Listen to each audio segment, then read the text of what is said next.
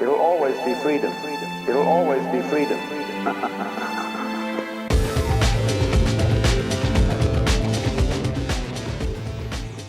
Welcome to Conversations in Anarchy. Anarchapulco's Nonconformist Series, 7th edition, Unleash Your Wealth, Claim Your Freedom, is just around the corner. And today we are continuing spotlighting visionaries redefining what wealth really means. And on December 29th to 30th, a powerful lineup of innovators will show us how tools like cryptocurrency, precious metals, and other assets can radically enhance our lives, not by chasing the next trend, but remembering something essential. Money is a tool, and tools are meant to empower us. And today I have two of the speakers present. Please welcome Catherine Bleish, Bonandin, and Shane Radliff. Welcome, guys. Thank you so much for being here today. How are you doing? Hi, Laura. Thanks for having us. Thank you so much. First thing I always ask is to introduce yourselves to the audience that meet you for the first time. Kat, would you like to start? Sure. My name is Kat. Some of you know me as Catherine or Katerina. I am the producer of Anarchapulco. I've been a part of Anarchapulco since 2018. When I came down, I had a gut feeling, and I came down and my whole life changed. I have been a libertarian activist since 2006 when I got involved with the Ron Paul campaign, and that took me all over the United States, and now I get to travel the world, and it's just been a really, really interesting experience. And Dr. Ron Paul is who introduced me to the concept of sound money. So during that time period, I was trying to help get him elected as the Republican candidate for president in the United States. A lot of our audience here at Anarchapulco is international, so you may or may not have heard of him, but he really educated a lot of people about the philosophy of liberty. And for me, his education included an understanding of what money is. What is sound money? What is fiat money? What is barter, trade? I started learning about concepts like Austrian economics. I started learning about agorism. I went to the Porcupine Freedom Festival for the first time in 2009. And that was where I learned about the debate between minarchy and anarchy. And I saw people actually trading silver. And I'm so excited. We're going to have a really, really cool silver barter system set up at Anarchapulco this year. We're trying to get back to our roots. So that's who I am. I'm a mom. I live on an intentional community. And I feel passionate about getting my life into alignment with the philosophy that I believe in, which is a lowercase L, libertarian, voluntarist, philosophical, anarchist way of living. And I have found that as I get more into alignment, people become more and more curious about what we're doing, and they are a lot more willing to participate in what we're doing. Whereas the early days with the Ron Paul campaign, I was like really angry, like one of those like protesting activists. And I found that actually repelled some people. And so now I think I found a path where we're, attracting moths to the flame. And I'm really excited about this. Thank you so much, Kat. What about you, Shane? I definitely resonate with that. But yeah, as far as for me, I stumbled across Bill Cooper back when I was 19 or 20. And for those who may not be familiar with Bill Cooper, he was big time, big time conspiracist of the 90s. And I listened to I stumbled across him when I was like 18 or 19, and first thing I came across was his 9/11 prediction on June 28, 2001. He said, "Whatever they're going to blame on bin Laden, don't you even believe it?" And I was like, "Who is this guy?" I watched it in 2011 or 2012 or whatever. So like, who is this guy? And that sent me down this path of like 2,000 hours of his radio show, his documentaries, all of that. And I don't agree with everything now, but that set me off, back when I was 19 or 20, to the point where, I tried working 9-to-5 jobs. I tried to do higher level indoctrination in college, but that servile environment just didn't work. Just didn't work for me. So I from when I was in higher level indoctrination, I was having a hard time finding a job at that time. So crypto was huge. Was absolutely huge. That was back I guess around the first big bull market. Um, and I was I'd buy an altcoin. I'd wait a day or two, and a lot of them would go up like 200x in a couple of days, and then I'd sell the Bitcoin, and I'd buy gift cards or I'd sell it to PayPal, and as much of a non know your customer fashion as I could. Um, and yeah, I mean, for some time that was crypto was the lifeline. And yeah, as the years have gone on, it definitely hasn't lessened. Definitely hasn't lessened. Obviously, I explore solutions like gold backs and silver and copper. We've accepted copper coins for books and such, which is cool. Um, but crypto in this highly digital world, like we can't escape technology. So we have to have our own tools that enable freedom and sovereignty and decentralization and censorship resistance and all those buzzwords that are buzzwords, but very, very true. Um, yeah, I guess and I guess beyond that, I do there were some other steps in there, but to keep it short, I do the Vonu podcast, a podcast exploring the philosophy and practice of Vonu, a freedom strategy founded in the 1960s alongside the counterculture movement. And then I also do Libertarian Tech publications where we publish freedom-oriented books, audiobooks. We even sell privacy tools like ghost pads and ghost phones, privacy enhanced devices. If you're mining Bitcoin, if you're mining crypto, if you're storing crypto, you want to do it on a device that you can trust and that doesn't have that's not snitching on you or that's sharing all your data and information to a third party like Microsoft or something. But yeah, I guess that's well, I guess the other thing too is Pasadena, the Free Public of Pasadena. We're building a parallel network, and yeah, I guess I'll kind of pause there. But yeah. Shane, what was the name of the book publishing company? Yeah, Liberty Under Attack Publications. Yep. Liberty Under Attack. Yep, libertyunderattack.com. And I can share that if anyone is interested in getting to know more about what Vonu is, Shane has an audiobook on YouTube totally for free. And his voice is really pleasant to listen to. So it's going to be much easier to listen to this. So yeah, thank you for putting it out. So guys, if we go back to this upcoming series, kind of aim to remind us that money is a tool and tools are meant to empower us.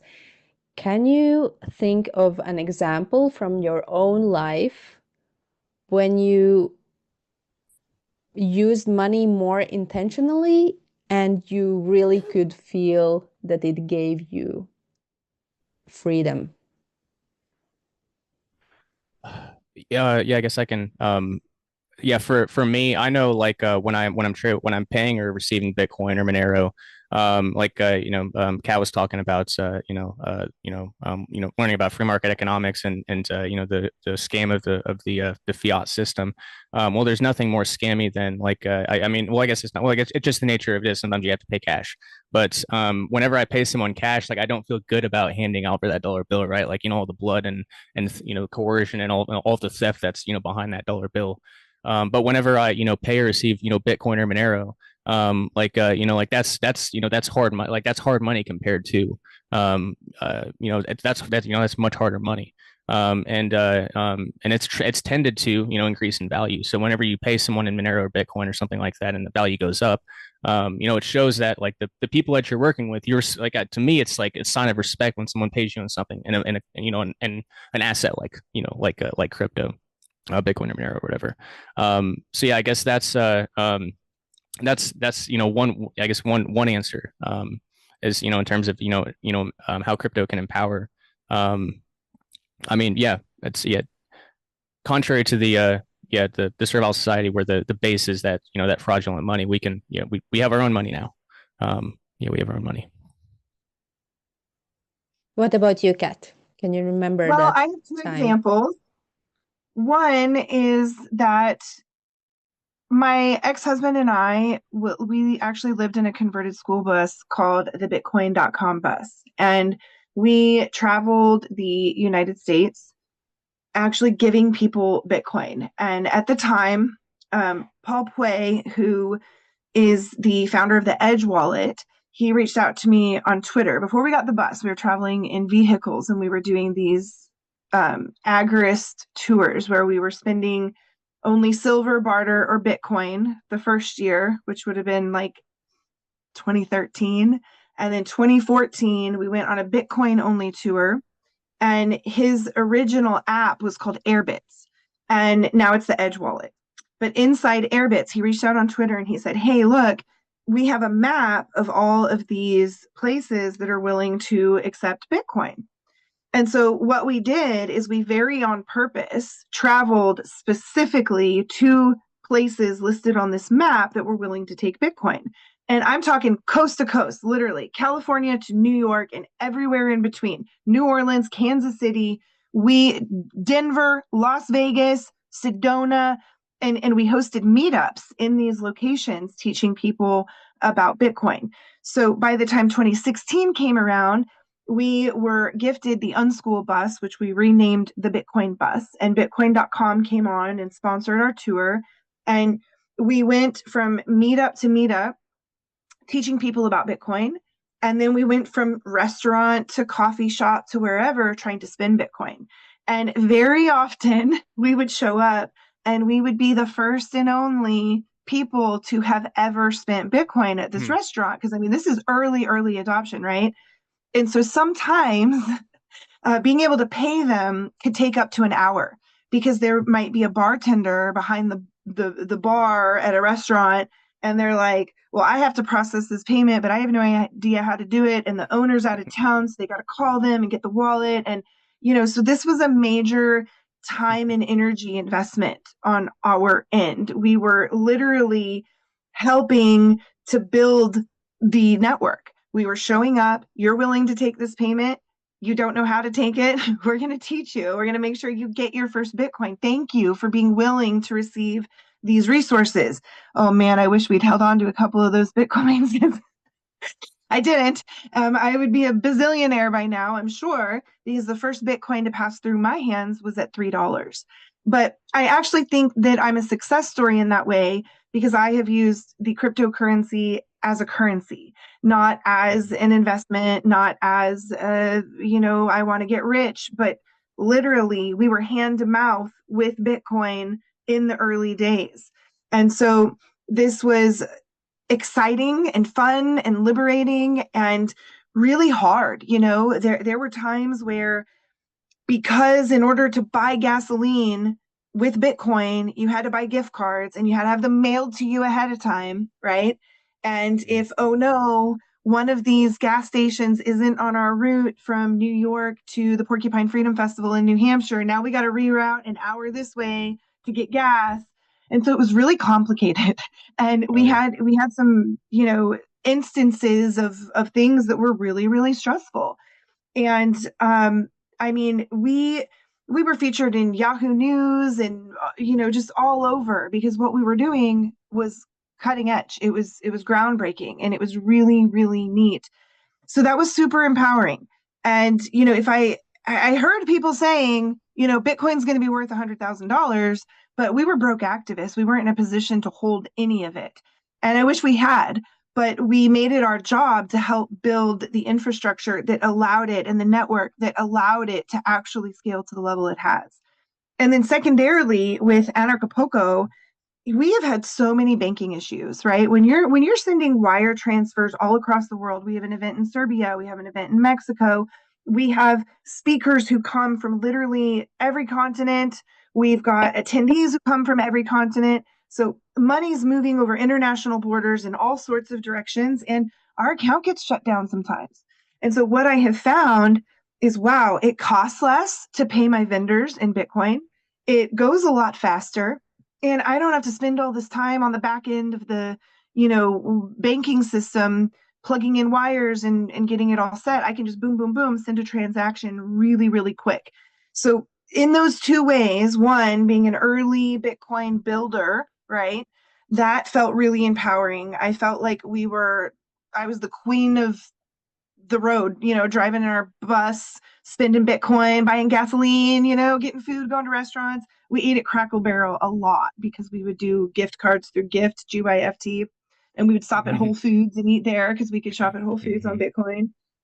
So, I mean, those were really interesting times. And now for work, crypto is the most functional part of the financial workings of Anarchapulco. I can send money very easily. We lost an entire bank account because we were doing business in Serbia. They just shut us down and won't let us reopen it. So, we have had an instrumental part, in my opinion, of setting up hotels, restaurants, taxi drivers, everybody in Acapulco who we worked with pretty much was willing to take cryptocurrency. It was very rare that they weren't willing to. And now we get to do that again in Puerto Vallarta. Now that the event is moving, we get to help build that economy in Puerto Vallarta. So I think both through my work and my personal activism, cryptocurrency has been singularly the most empowering way that I have been able to manage money. But there's also some other things, like I'm proud to be debt free. That feels really, really good. That feels very empowering. I did Dave Ramsey's Financial Peace University. If you guys have never heard of that, he's a radio host, and if you're in a bad financial situation, I highly recommend you check out Dave Ramsey Financial Peace University. He talks about how to get out of debt and get your affairs in order, make sure that you've got proper insurance set up, and all these different things, especially if you have children that you need to provide for. So I feel like I went from a place where I was, wearing a badge of honor that I'm a starving activist, to starting a family and realizing maybe starving isn't the goal here. I don't need to give away everything. And so now, as I'm in my 40s and I'm kind of shifting into, what does wealth building look like for me? How do I leave a legacy for my children and my family? What is that going to look like? And how do I retire sooner than later? Because I love my job, and gosh, it would be nice to work a little bit less. So, yeah, that's the long-winded answer from me. Thank you, Kat. So, but for those that are totally new to crypto, like, for example, myself, I have a partner who has been into crypto for a while, but for me, it is still something that seems difficult. And I guess for someone who has no one around that have been going this way, it might also feel like, oh my God, everything is so past my possibilities to jump into this train, and it's too difficult and too risky. What would you say to those total beginners that think like that, or are really unsure and scared to do that? I guess the user friendliness has come down a lot. Cal was talking about back in 2015, trying to get businesses onboarded. Yeah, so like the user friendliness has come down a lot to the point where it's to compare it to like a mainstream banking app. It's the user interface is a lot simpler. The process is smooth. Obviously if you see a long address string like that, it can be scary. There's so many tutorials and starting points out there now, guides, getting going in Bitcoin. And they're really, I guess, or in crypto, and they're really only, it's they're some, I guess, just some base, I guess some, I don't know, I guess that'd get probably too into Bitcoin specifically, but yeah, I guess that's the point I would make, is that user friendliness has come down a lot. User friendliness is in a decade. So yeah, that's my answer. I would say for first-time users, get the Cash App.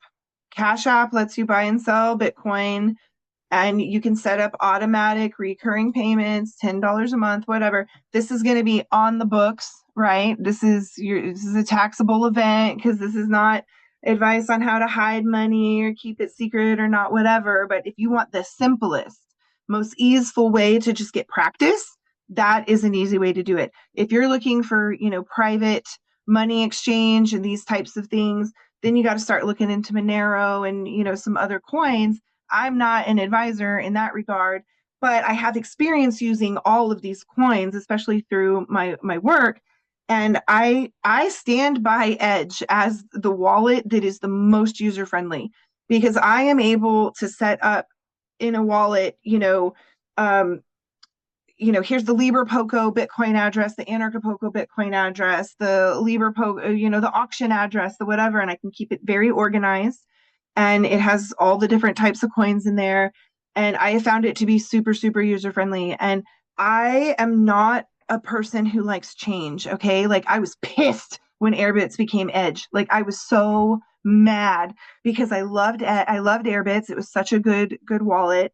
And I kept using it. And they're like, hey, you're going to become vulnerable because we're not pushing updates to this app anymore. Like, switch over. And so finally I switched over, and I've just had the most wonderful experience with it. Some of the other wallets are limited in how many coins they can offer and da. So if you're looking for something that can handle Xano, Monero, Bitcoin Cash, I have found that Edge is just super, super user friendly. I use it daily.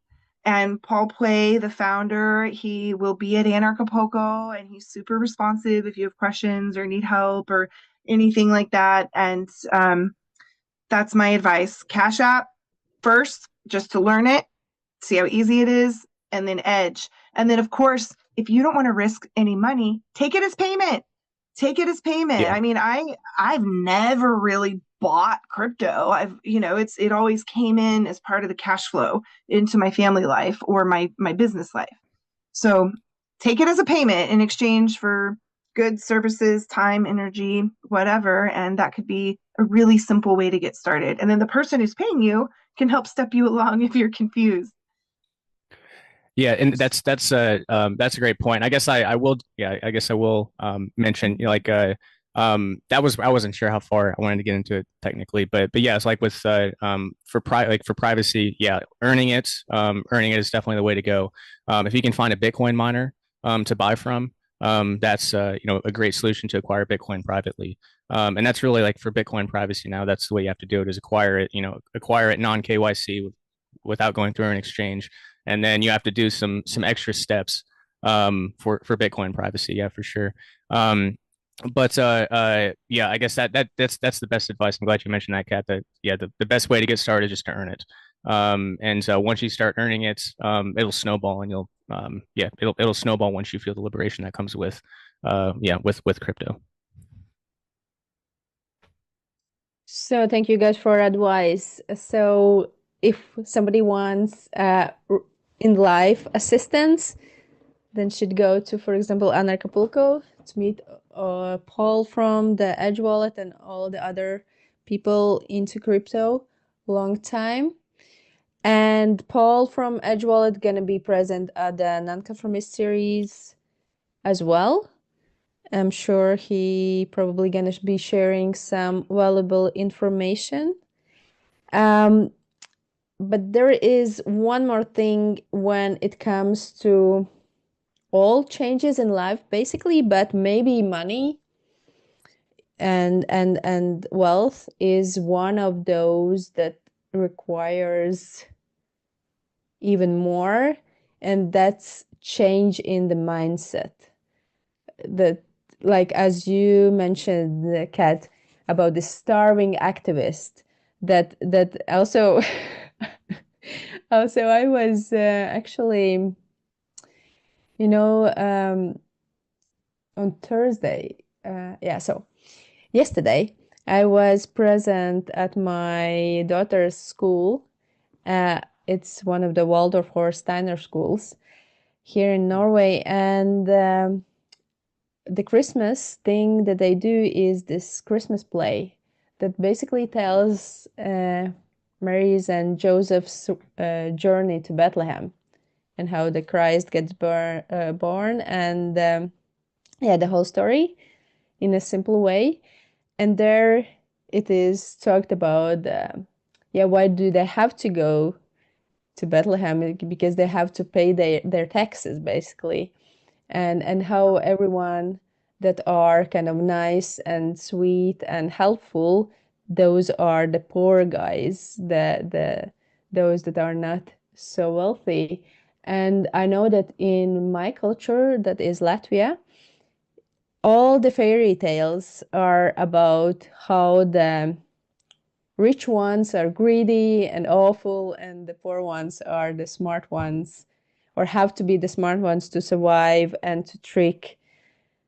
So I think it's also part of indoctrination that to be wealthy is in a way not so good. I don't know. But I know also that I can struggle with this mindset shift, becoming my own boss, for example, instead of being employee. What could you tell about this mindset shift?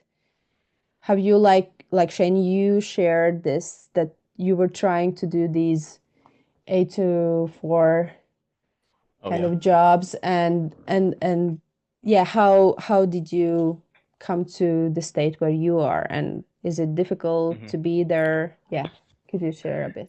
Yeah, I mean, so for me, like, obviously with my upbringing and, society, like I thought I had to go down a path just because I was, a part of, just because I was here, again, like the college and, the 9 to 5 and all that. So, yeah, like, I guess first and foremost, and it's hard. Rayo talked about back in the 1960s that, and I'm going to paraphrase, but like the first step is to exercise those collectivist spooks.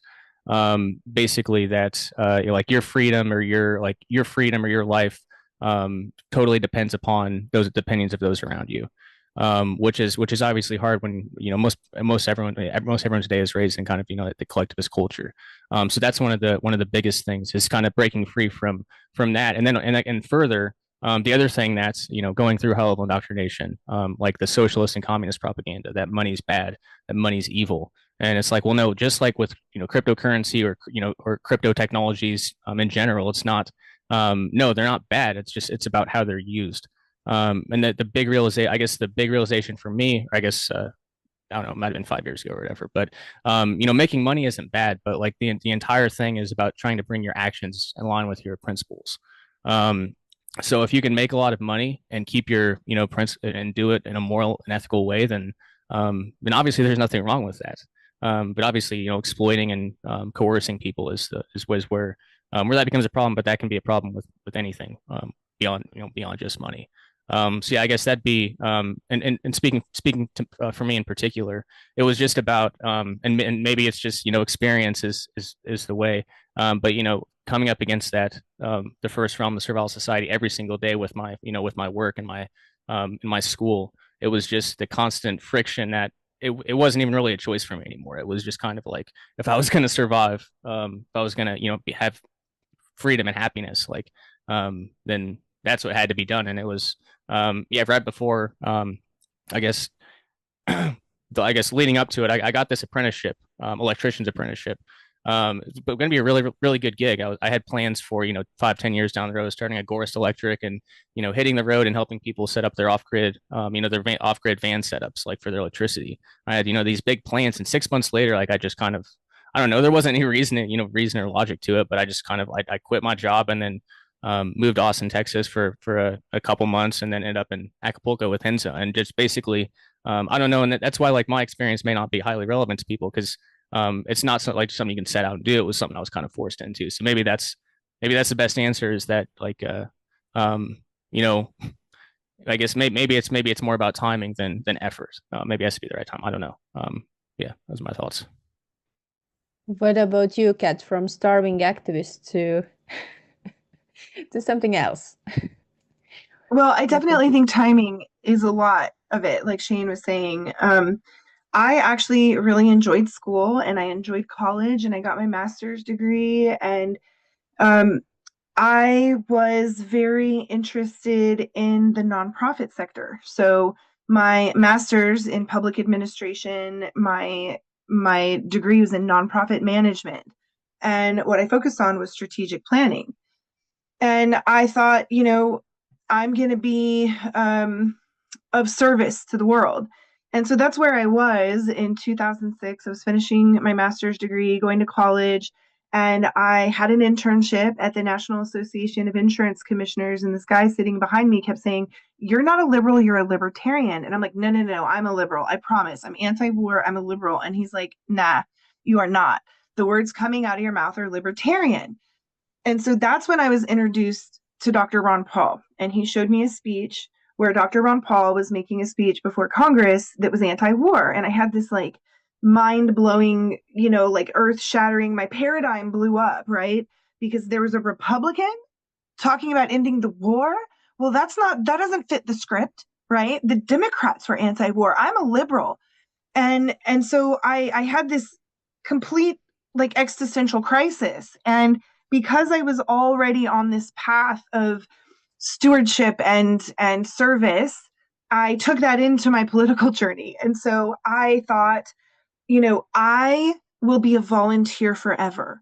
I loved the Ron Paul message so much. I cashed out my 401k. I started to, I used to work for United Parcel Service. I did safety compliance training there. And I quit all my jobs. I temporarily quit grad school and I went all in on Ron Paul. And I had this idea in my head that I could be a volunteer forever. I thought, well, I'm doing such good work. People will surely just donate. Well, then I ran out of money. And nobody was funding my life. And so I went through this period of several years where I felt like my philosophy of living free was clashing up against this poverty mindset and this poverty way of being.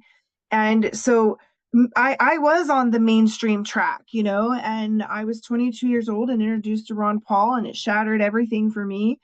And I literally read my journals from 2009 in the past couple of years, and I revoke these statements now. But at the time, I wrote, "I'm going to volunteer forever. I'm of service forever. I don't need any money." Like, I'm writing this stuff. I revoke that. I do love money. Money can come to me, and I would love to get paid for work. And if you got a job for me that's in alignment with my time, skills, and abilities, hit me up. I got a nonprofit here, Greenbrier Intentional Community, that's really in need of some money. And I had to have children to break out of this mindset. Honestly, that's what it took. It was going to a food bank with my children while running an anarchist bookstore in downtown Austin, right? Service, service, service. I'll work side jobs to pay the bookstore's rent, but I got to go get free food. But I'm too proud to take food stamps, and I'm too proud to I'm an anarchist, so I'm not going to get on the government dole, right? And so I was living this excruciatingly difficult life, and I had children. I said, I can't do this anymore. I got to change the way things are functioning in my life. And actually, it was through my path with Anarchapulco that's where I really started getting paid to do activist stuff, right? And I was able to take my education. I did end up finishing my master's degree, and thankfully that came through the post-political movement, which kind of hit through the Austin, Texas community in 2011, where everyone was going post-political because Ron Paul didn't win and we were moving on from politics. And they did a fundraiser for me to pay my tuition so I didn't have to go into debt. And I paid my last semester of my grad school program was funded by the libertarian activist community, and it was wonderful. And now I use what I learned with strategic planning, and I use it at Anarchapulco. And so what I had to do to break through that mold was a lot of meditation. I mean, I had the whole year of 2000, I guess it was 17. I was leaving my ex. I had no bank account because I was a very philosophically consistent activist, right? I had no driver's license. I no longer had a car because he and I sold the car that I owned when we got together. I had nothing, right? Except that was the year I think Shane was talking about when those altcoins were popping off. That was a good time to have a little bit of crypto and stretch it a really long way. And so I rode that wave a little bit while we were separating our lives. And I would play these Lakshmi mantras. Lakshmi is, a Hindu goddess of abundance. And I would play these Lakshmi mantras over and over and over, and I would meditate and I would imagine money coming to me, because the only visualization and mindset that I had was money going out, give, give, give, give. I had no concept of receive, right? And so I spent a lot of 2017 learning how to open that channel to receive. And I finally tapped into it, and this is the most abundant time of my life right now. But I've watched like Greenbrier Intentional Community, where I live. When we first got here, they didn't charge tuition. So they had volunteer teachers who were exhausted and children attending without paying anything. And there was so much pressure on the people running it, and to talk them into charging tuition, because by this point I'm already in my elevated money mindset, and I didn't feel like that was appropriate for them. I'm like, hey, if you guys want to continue to do this and have longevity, you got to start to receive. You can't just give, give, give, give. And so I think I've been in part of the reason and the progression for Greenbrier's growth. And it was shifting that mindset of a group of people, because this is a nonprofit, and the nonprofit is here to serve and to give and to give and to give. But in order to give, as a parent, as a member of a society, as a community, as a school, you have to first receive, or you will not have enough to give. And so by the time I became so depleted that I don't feel like I could have been a good mom any longer, because I didn't have any resources, my health was declining, my housing situation became unstable, I had to rewire my brain. I literally had to rewire my brain. And I think ayahuasca had a little bit to do with it, but I think the biggest thing was meditation and changing the story I was telling in my head. And it was hard, and it took years. But I think, so that probably started in 2017. So here we are. It's now 2025, and I feel fully on board with, I'm deserving.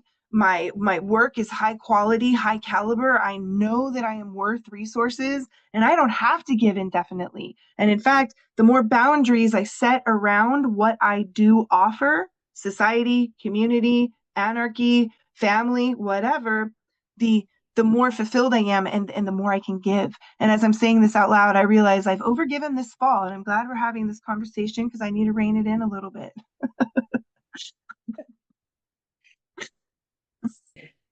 So, guys, let's talk about what you're going to be talking about on the Nonconformist series without giving too much away. So, what's from you, Kat? Well, I was going to be telling some of the stories from our time on the road. I've been pulling up some photos and videos and just some of the examples of what it really took to build the Bitcoin infrastructure in the early days. We traveled coast to coast, like I said, and we visited all these mom and pop shops and Bitcoin Boulevard in Cleveland, Ohio, and a lot of time and energy really went into that. And what I have found personally is that crypto is an amazing tool for real life. And sure, if you want to invest, whatever, but that's not where I'm coming from cryptocurrency. I see it as a currency, as something that should move value from one person to another, from one group to another. And I find that it is completely liberating, and it's an amazing, amazing resource. So I'll be talking about some of the practical ways to actually use cryptocurrency as a currency, which is pretty exciting and fun and not so hard anymore, like Shane was saying. That's really great, Kat, because I feel that most of the people are probably not into trading, that are interested also in crypto, and that will be very inspiring. What about you, Shane? Yeah, so obviously, like I was telling a little bit earlier, I'll go through my my path and some of the tools I used early on, and how crypto wasn't just a tool. It was pretty critical for 6+ months of my life. But in my talk, it's called Routing Around the Servile Society. And double check. Yeah, routing around the Servile Society, cryptocurrency is a tool and strategy for liberation. So basically, that's at the end of the day, that's the question for me. If a tool is worth using for me, that's the answer has to be yes. Can I use it to route around the first realm, the Serval Society? But yeah, I'll start with individual solutions. The potential individual solutions that I've used are ones that I could recommend to folks. Then I get on to more community solutions. I mentioned Pasnia briefly a little bit ago. It's a parallel network. And back in 2001, one of our members started called the Pasnia General Bitcoin Fund, which it's now the General Monero Fund. But basically, it's a fund that we use to develop the second realm. First, the Serval Society has a lot of free money and subsidies to build up their nonsense and their coercion. So we have to have our own fund too. So we've got it's for mutual aid. It's for I think we helped someone build up a chicken project, an off-grid chicken project. Legal defense funds, pretty much anything that could pretty much anything that's beneficial to the second realm or beneficial to individuals within our community. And then, bigger community solutions like monetized mesh networking, monetized file storage, and how cryptocurrency is a foundational necessity. Like things changed in 2008 when it comes to like decentralized infrastructure as a whole. So I'll go into more community-wide and even like worldwide network solutions, networking solutions when it comes with cryptocurrency.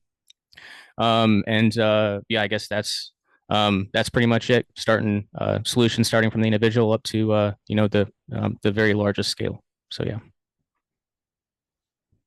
Thank you so much. So you both guys are very down to earth. That's going to be helpful for many people, I'm sure. And Kat, if people go to anarchapulgo.com and check out the speakers for the nonconformist series and they click on your profile, one of the sentences they will be able to read is that each sovereign individual becomes a building block of a free society. So guys, do you see blockchain, where no single authority controls the system, as a structural expression of that idea? And if so, what does it demand from us as individuals? So Kat, maybe you want to start answering this. How do you see that? Yeah, I love it that you connected those two together because I hadn't before. And yes, to answer your question, I definitely see the blockchain in that way.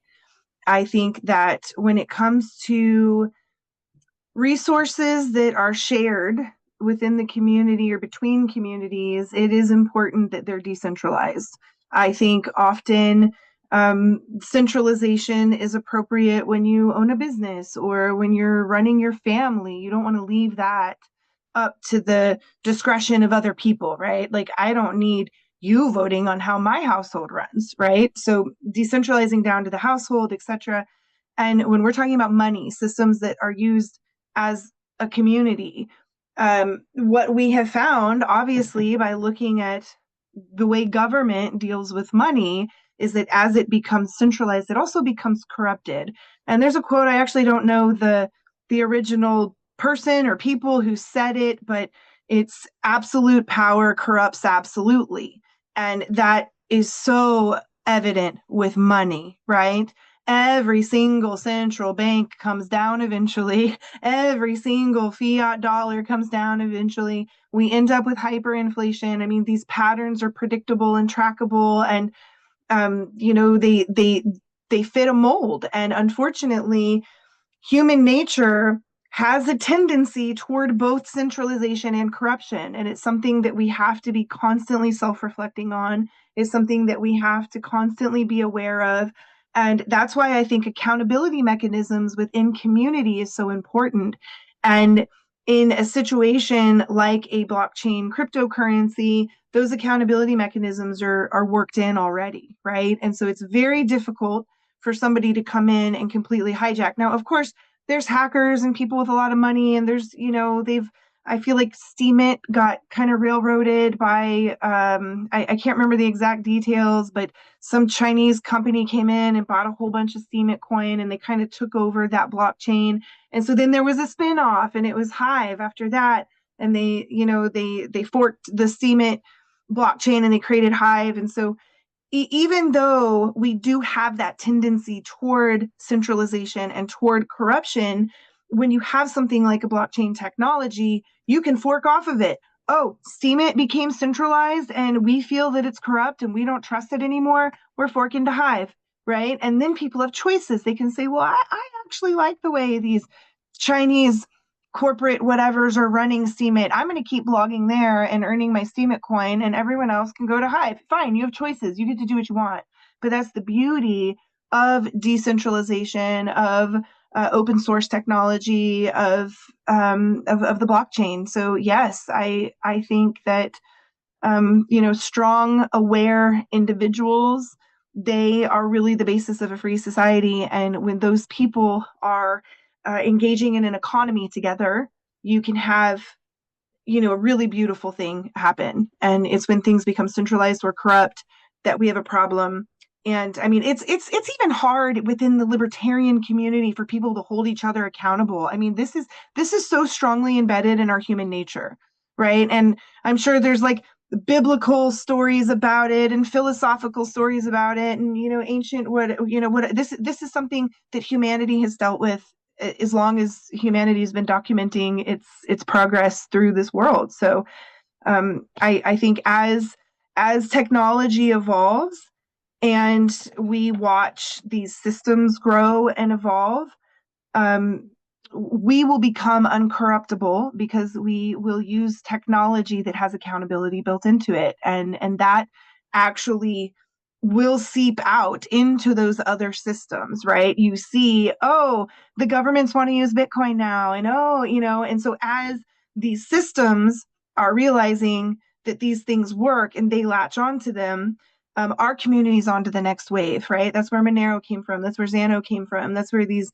next steps in the evolution of technology. And, the internet was a big deal. Cryptocurrency was a huge deal. And I'm really excited to see what's next. But I think our job is to just be the best people that we can, and to do business and life with people who are being the best people that they can. And we can kind of create that parallel society like Shane was talking about with what's it called? Pasnia, which I'm super curious to learn more about. I'm excited about your presentation, Shane. Thanks, Kat. Likewise. Yeah. Shane, do you want to? Yeah. So I guess what's on my mind at the moment is that like with technology, humanity is learning with technology now, and it's kind of the hard way. When the internet was brought about in the 90s, private, very early on, it was peer-to-peer and decentralized. And then the commerce angle came into it, and then it kind of I guess we found out the hard way that the internet's become highly centralized. And I guess in a lot of ways humanity has. But I think this is a very this is a very big learning time where the technologies that are becoming available, and the people that utilize those technologies are the ones that are going to build that build the parallel society that's that we're trying to build. And I guess that the ethos behind crypto anarchy or just Bitcoin in general, don't trust, verify. Reputation is a big deal in decentralized reputation. For sure. And just as like a lot of times fiction, fiction mimics real life mimics fiction, or vice versa. Like the digital world is kind of inseparable from the physical world now. And that's what I would say is that I love the expression like proof of work when it comes to blockchain technology. It's like, you can provably verify that that someone's done the work. They aren't a a BSer per se. I think it's yes, kind of. I don't know where else to go with that, but that's on my mind at the moment. Thank you. So I know I heard you talking on one of the podcasts you were interviewed, that you guys also were arranging like Wanu festivals, and not everyone can just come. That the person has to be verified by someone you guys trust. So you are doing it kind of very decentralized, I guess.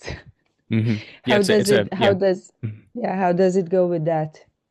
Yeah, so Pasnia is founded upon, in addition to peace, truth, and voluntarism, it's also founded upon security culture principles and privacy. So we encourage the use of pseudonyms, which did different identities per se, and with attached reputation and all.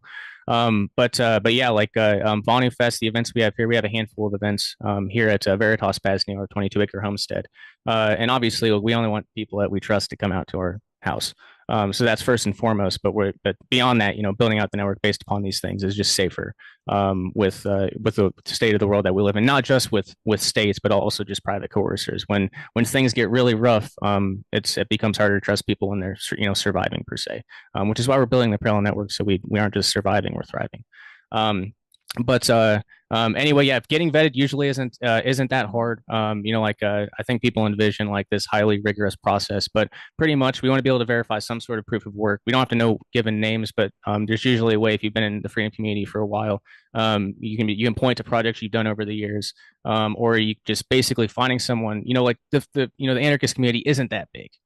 So like usually like we can find someone we trust in common that can verify the reputation that they force for in the use of coercion, those sorts of things. So yeah, it's important, just so that Pasnia can continue to exist, but it obviously is a little slower. Like if we just had a public event, like usually we have 20, 30, 40 people at Bonnie Fest depending upon the year, but yeah, obviously we could have more people here and have more of a flourishing agora. But yeah, not even factoring in states. There just when it comes to private individuals in a community, we want peaceful people that we can interact with and build this community with. And just not everyone's fit for it, and it's okay. But yeah, so I guess that's a vetting process. Yeah, not too complex. Not too complex. So I feel that you two, Kat and Shane, have been into building and being part of different communities for quite some years. Would you say that having a community like this is also a great wealth and a Oh great yeah, resource? absolutely. I feel so blessed. I have lived here at Greenbrier for 5.5 years. And, for example, we had a situation recently where my husband had a medical event and he was not well, and he was in the hospital and then ended up staying in Mexico for a while to get treatment. And I already had a built-in network of support.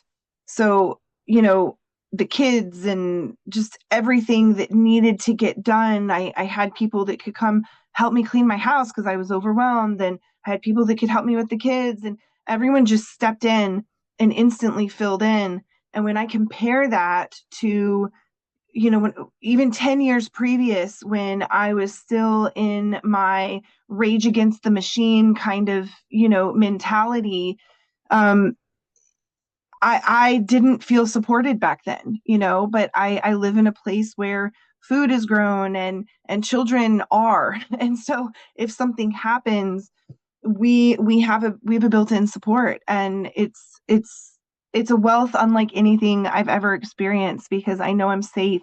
And I think safety is kind of hard to come by in modern society.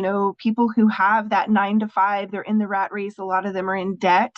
And that means that at any time you could lose your job and lose your house. My husband just got laid off in September. And you know what? I live in an intentional community where I work off my dues by teaching at the school. So I have a very low overhead and we are okay. We are safe because we're in community, right? I'm not out there isolated in a house owing a ton of money, like unable to weather storms anymore. And gosh, it's the most beautiful thing I've ever been a part of, and I'm so grateful. And yesterday we had like 40 kids and like 60 parents at the holiday party, and everyone's helping and everyone's cleaning and everyone's bringing food, and there's crafts and activities and kids things, and the vibe was so high. And I just thought, this is it. I've made it in life, like life goal achieved. I did it. I won the game. Yeah, that sounds really amazing. What about you, Shane? Have you experienced something like this Yeah, I with guess your so. community?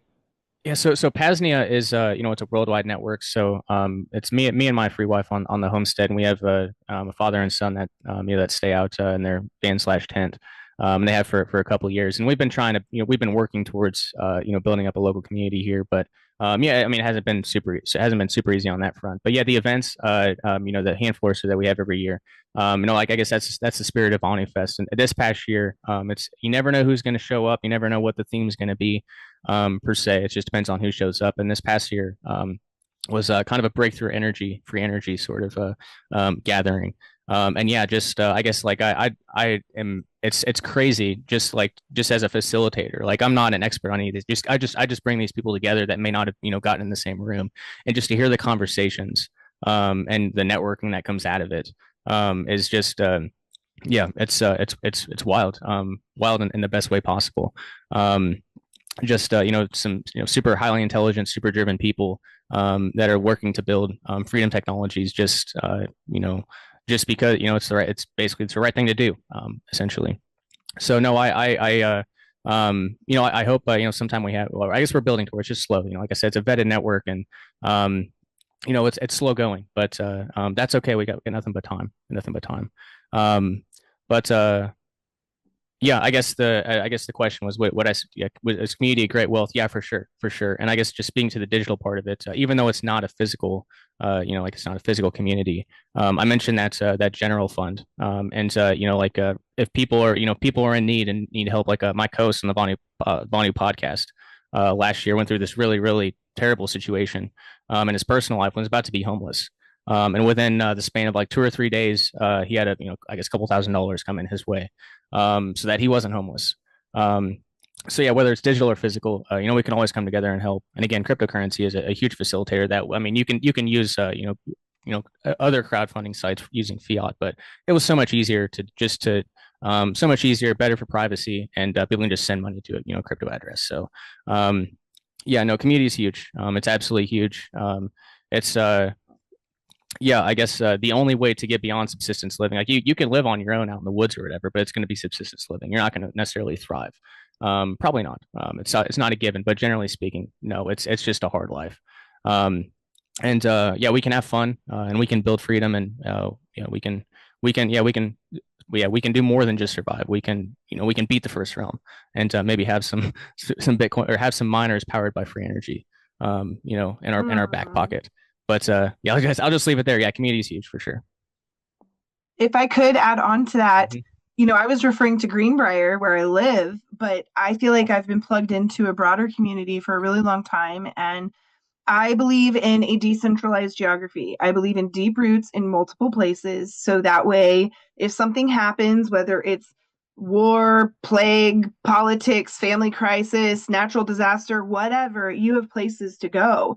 And so while Anarchapulco is not a move here project, it is a pop-up community once a year where we show up and we come together. I feel that that is a wealth beyond anything I could have ever imagined. And, Shane was talking about how they vet people that comes in. And I feel like a lot of times with these move here projects, including the Free State Project, the early days of the Free State Project, the first people who show up in a move here project are the people with nothing left to lose. They usually don't have children, they don't have businesses, they don't have careers, they don't have anything. They're desperate, they need community, they come together. And so often the early days of these startup communities are really rough. And Anarchapulco had really rough days and years. And what we had to learn to do was properly vet. And I think through that process of learning how to say, no, you are not welcome at our event ever again because of your past behavior. Sorry, we will not expose anybody at Anarchapulco to you because you are toxic. You're a thief, you're violent, you're whatever, right? We had to start setting those boundaries, and people's reputations have become really important when it comes to access to Anarchapulco. Because I am not going to expose anybody at Anarchapulco to the type of drama that you saw on the HBO series about the event. The show's called The Anarchist, if you've never watched it. Those were our darkest days. And that's what happens when anybody is welcome, when anybody waving a flag saying, I'm an anarchist, I'm a libertarian, I'm a voluntarist, and they show up and their behavior is not in alignment with the philosophy of anarchy or voluntarism or libertarianism, you got to get those people away from yourself and your families and your communities, or you will never be successful. They will become a cancer that eats you alive from the inside out. So being picky and being choosy is really important. And that is something that, I like to say I put a dome of protection over Anarchapulco. And after I took over, that was my job. My job is to protect the energetic integrity of the event. That means financially, that means emotionally, that means psychologically, that means that I have to take the responsibility of committing an exorcism anytime we accidentally, inadvertently let something like this, come in. And I do, and that's the role that I fill. And so now that we've got to where we are, now I feel like the wealth that the community of Anarchapulco provides is astronomical, but it's different than the Live Here project where I am, right? I live here in this community, and that provides me one type of wealth. That's like a stability, it's family, it feels good on a daily basis. But there's also this Anarchapulco wealth where I know that I have people all over the world, where if I need to show up somewhere because I didn't dig deep enough roots yet in New Hampshire, but I need to be there because something's happening. I know I have people there, right? That I can trust, that I love, that are good to my family, that are good to their community members. And I know that I can show up in Serbia and I got people there because we've done Liber Poco there. And I know I can show up in Italy because my husband's family's there. And I know I can show up in Missouri because my family's there. And I know I can show up in Mexico because I've dug deep roots, right? In these places. And so these pop-up communities, these events, they are so important. They are life-changing. And what they allow us to do is come together and have those conversations that Shane was talking about. And they're inspiring and they're paradigm shifting. And, that's where I learned I was an anarchist, was at an event at the Porcupine Freedom Festival. I'm listening to people, minarchy, anarchy, minarchy, anarchy. And I'm listening to their philosophical debates. And I'm like, what is happening? And then all of a sudden I realized I'm an anarchist, right? But I didn't know that until I went to one of these events. I heard the conversations taking place. Then that one debate that I listened to sitting around a campfire made me have a core realization about myself that I have now since 2009. It was June of 2009. I had that realization on stage giving a rant at Porcupine Freedom Festival, Soapbox Idol. I'm a motherfucking anarchist, right? That came through me like a bolt of lightning. Well, it has informed every decision that I have made since that day. So that pop-up event, that Porcupine Freedom Festival, that 1 week out of that 1 year, it changed my life so fundamentally that I carry that philosophy and that mindset and that way of being into Greenbrier, into Anarchapulco, and into my everyday living. And so I think community is the real wealth, and the money is just the currency that allows you to pass some of it between one another and to support one another. And that is so important. If you're a crypto millionaire, bless your soul, I am so happy for you. I gave all mine away, and there's a bunch of projects that could really use your support. So if you're looking to support a nonprofit school in Central Texas, I'll tell you how to donate. If you're looking to support the Vanu project and what they're doing, Shane will tell you how to donate. Reach out to us, because there are givers and givers and givers that are paving the way and that are building, and they need that support from our community. So please, if you have those resources, find a way to contribute to the builders who need them. Thank you, thank you, thank you.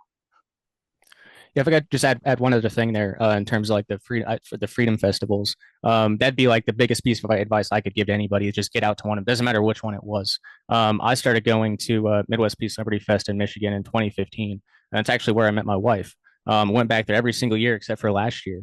And the first 30 people, the first 30 vetted folks that came out here to do our rebirth of ceremony and Constitution signing and all that, they were pretty much folks I met there at the Midwest Peace Liberty Fest. So that's where, like if you're looking for, people to build with, like just start going.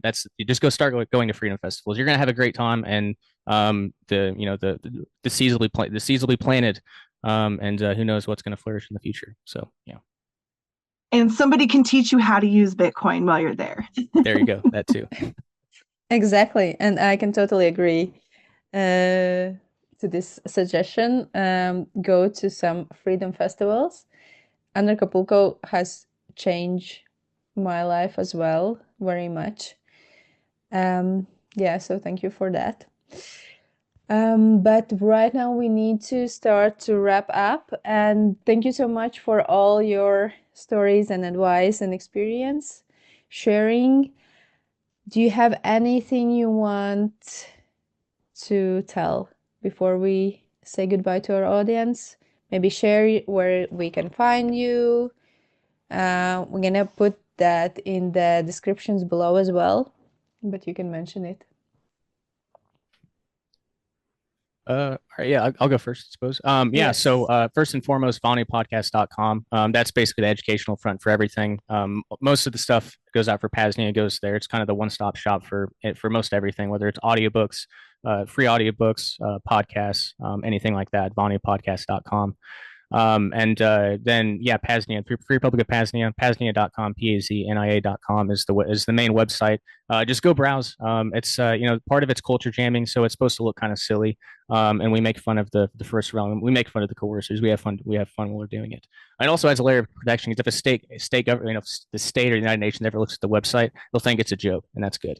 But yeah, go check it out. We've got our department directory there for our secret space program, Department of Transportation, Department of Education, et cetera. All basically a lot of them are just landing pages for as the projects are built and come together. But kind of gives you an idea of the vision, the Pasnia vision.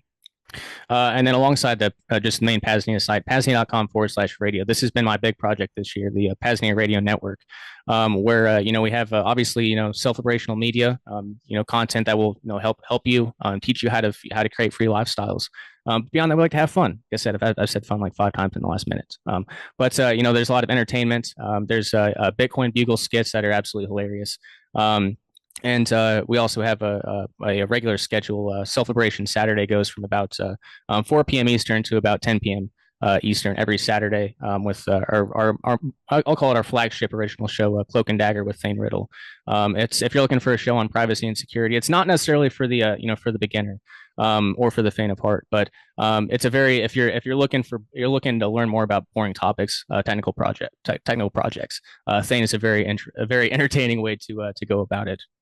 And then, yeah, generally speaking, if you're interested in learning more, joining the Pasnia network, we are, looking for, other nodes.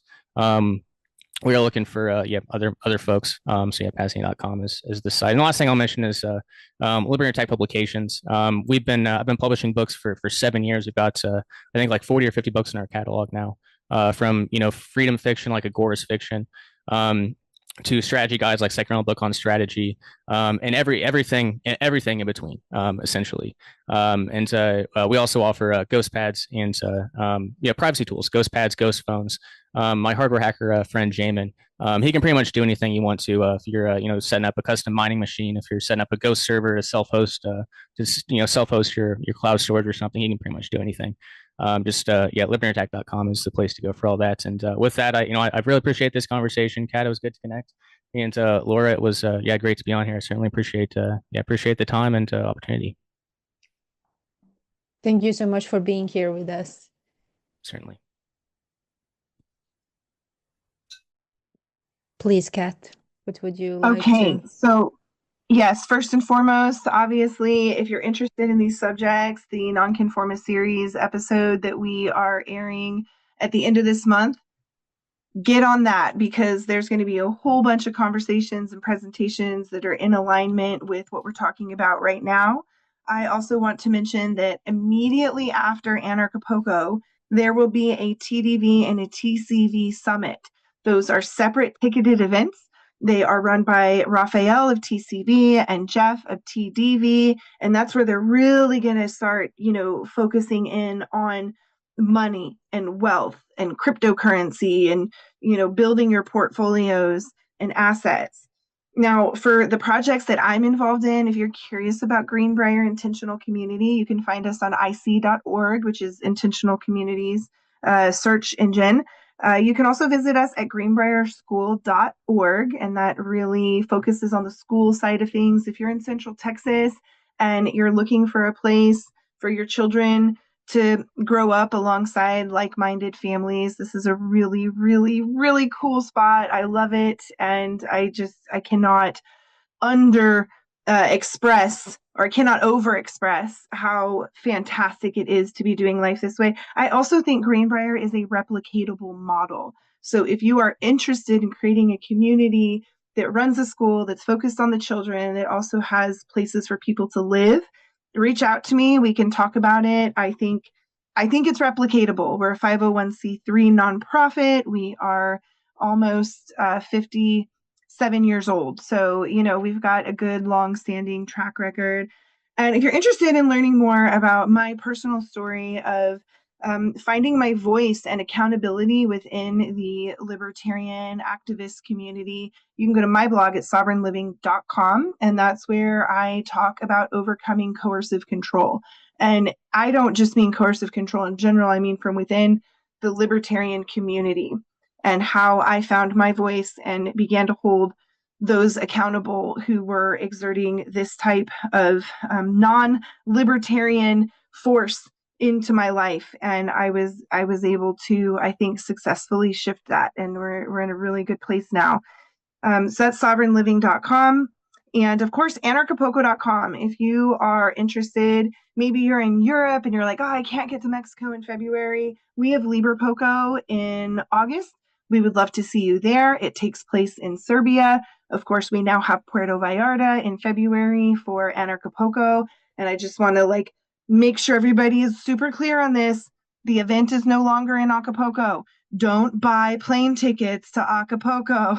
The event is in Puerto Vallarta. And I know that some of you are going to show up in Acapulco and be totally confused why there's no one at the Jardín Secreto. So please, we are in Puerto Vallarta now. We are at the convention center in downtown Puerto Vallarta. It's going to be an amazing event. And we've definitely, I think, upgraded in a lot of ways. We loved the outdoor jungle vibe, but people were feeling too hot. And we now have air conditioning and an indoor stage, but also a lot of outdoor space. So it's going to be a really cool event. And this year, we're actually going to be running 2 stages simultaneously because we have such a stellar lineup.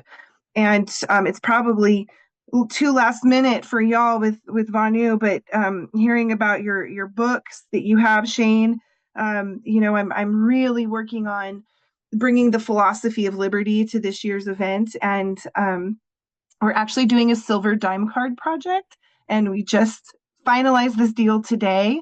But everyone who attends Anarchapulco, the first 1,000 people, will get a silver dime card.